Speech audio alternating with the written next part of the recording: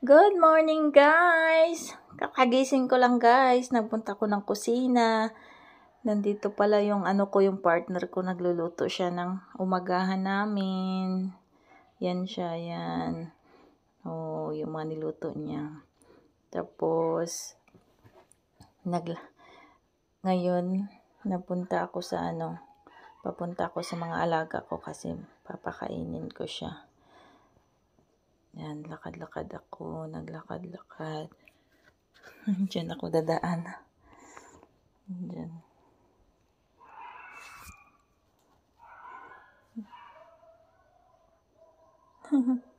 Kasi nasa baba, layo pa sa bahay namin yung yung mga alaga naming baboy. Kaya mahaba-haba pang lakarin siya. Yun sila. Nagtinginan na sila lahat kasi nagugutom na sila. Paliguan ko pa kasi yan sila bago sila pakakainin pag umaga. Ngayon, diyan nilagyan ko pa ng tubig yung pump para pag antar niya, diretso na siya tatagos yung tubig agad kasi paliguan ko sila. Yan.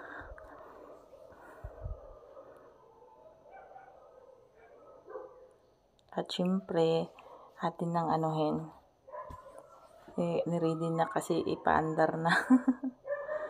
Yan, i-start na ni Mari. Yan, alam ko na yan. Kahapon pa ako nag-practice, pero alam ko na ngayon kung paano magpa-start ng pump para makaligo araw-araw yung baboy namin. Kasi alam niyo yung mga alaga namin, sa isang araw kadalawa sila maligo. Hindi sila kagaya sa nag-aalaga sa kanila na sa isang araw, isang beses lang maliligo. Kandingan yarn. Kandingan yarn ang amo ng mga alaga. No, natagalan pa si Kumari nyo. Yan. Oh, isang lang. Na agad, under na. Oh, papunta naman si Kumari nyo doon sa mga alaga niya. At saka paliguin na niya. Yan. Yan na ang Kumari nyo. Papasok na sa sa kulungan ng mga pigi-pigi. Siyempre, magbibidyo talaga ang Kumari pag naglilinis ng mga kulungan ng baboy. O, yan. Papasok na si Kumari. Ayan na si Kumari. Papasok na. Yan. Pinaliguan na ni Kumari. Kumari nyo.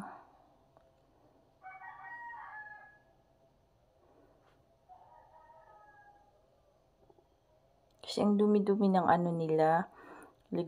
Dumi-dumi ng kanilang kulungan pag di mo yan linisan ng umaga. Tapos hapon ka na maglilinis. Naku, ang dumi masyado. Dapat umaga at saka hapon ka maglilinis. Para malinis naman yung mga alagang baboy.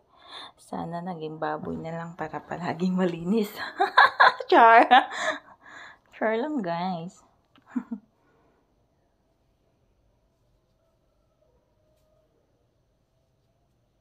Yan, saya-saya nila. Saya-saya nila pag pinapaliguan sila. Saya-saya nila masyado. Ganun.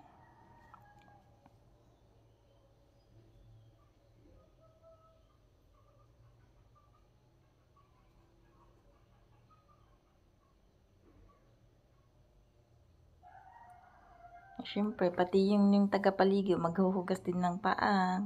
Kasi baka ang linis ng paa ng mga alaga, tapos yung Kumari yung napapaligo ng mga alaga niya, hindi malinis ang paa. Naku, ang hirap nun. Ang lakas pa naman ng tubig.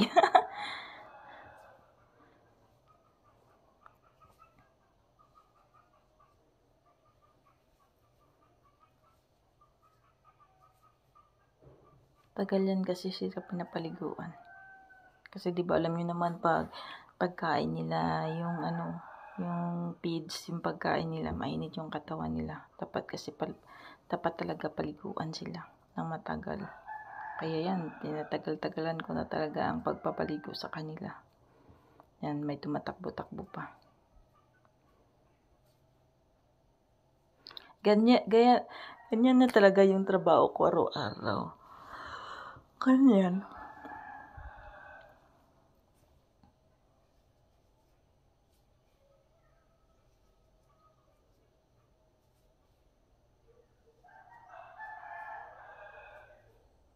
Yan, nilinisan masyado ng kumari nyo. Linis-linis, minikos-mikos para malinis yung mga alaga. Takbo ng takbo.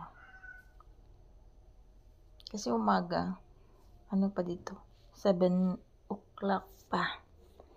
Kaya malamig-lamig pa yung tubig. Tapos yan, iyak ng iyak. Kahit pinapaligo mo, iyak sila ng iyak. Kasi nagugutom na, hingi sila ng pagkain.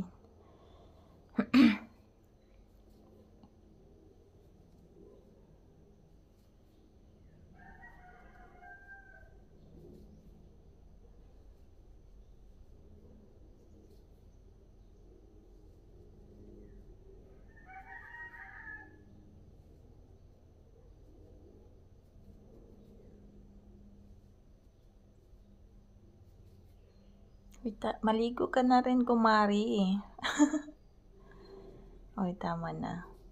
Kasi parang sabi ni kumari, matagal na daw niyang dami nang naligo yung mga alaga niya. Kaya tama na. Uy, pinalikan pa talaga ni kumari. Malinis pa talaga daw. Linisin talaga.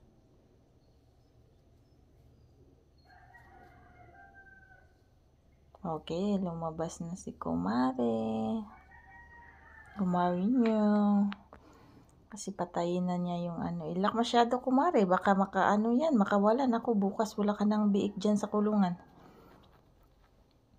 Yan, lakad naman si kumari papunta sa pump kasi patayin na niya.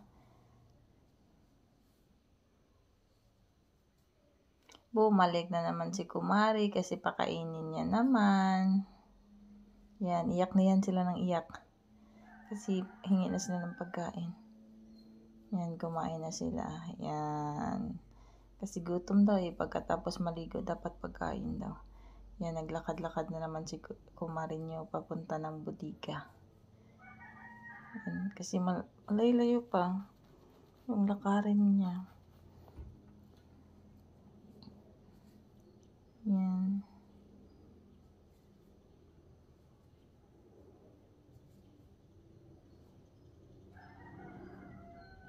May pinapakita pa yan ni kumari yung kanyang asyenda, pero hindi sa kanyang asyenda.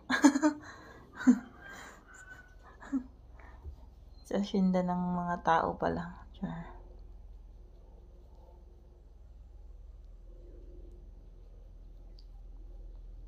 May mga lubi-lubi, diba? Ang ganda ng sinag ng araw ngayon. Sana hanggang hapon na maganda ang sinag ng araw. Mainit. Yan. May mga lubi-lubi, pinakita pa ni kumari yung mga lubi-lubi. Yan. Yung malayo pa talaga ang butika ng mga pagkain ng mga alaga namin. Dami kasing alaga.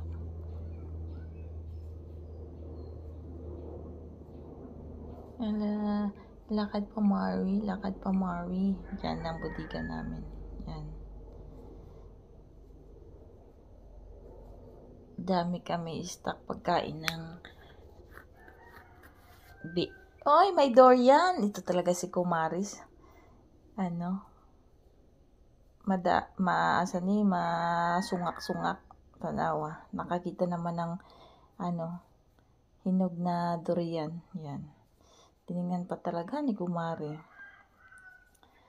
Yan. Pagkatapos, yan. Dami kaming stock ng pagkain ng biik namin. Di bali wala kaming pagkain. Basta maraming stock ng pagkain yung biik namin. Ako kasi mahirap na. Di ba? Dami. Yan. Tapos nakita ko naman yung mga alaga ko. Ang ingay-ingay nila kasi hingi sila ng pagkain. Binigyan naman ng pagkain para mabusog.